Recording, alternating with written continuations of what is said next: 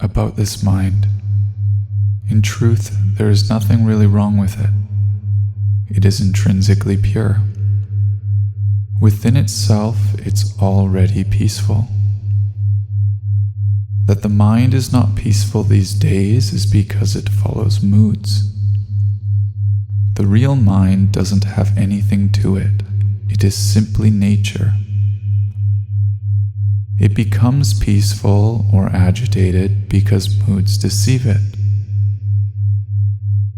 The untrained mind is stupid.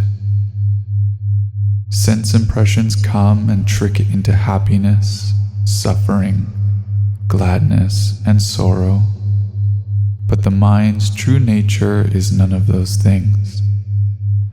That gladness or sadness is not the mind, but only a mood coming to deceive us. The untrained mind gets lost and follows these things. It forgets itself. Then we think that it is we who are upset or at ease or whatever. However, really, this mind of ours is already unmoving and peaceful. Really peaceful. Just like a leaf which is still as long as no wind blows, if a wind comes up, the leaf flutters. The fluttering is due to the wind. The fluttering is due to those sense impressions.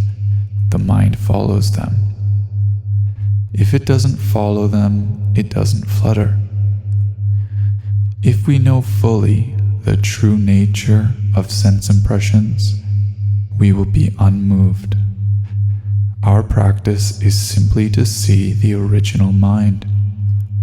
So we must train the mind to know these sense impressions and not get lost in them. To make the mind peaceful, just this is the aim of all this difficult practice we put ourselves through.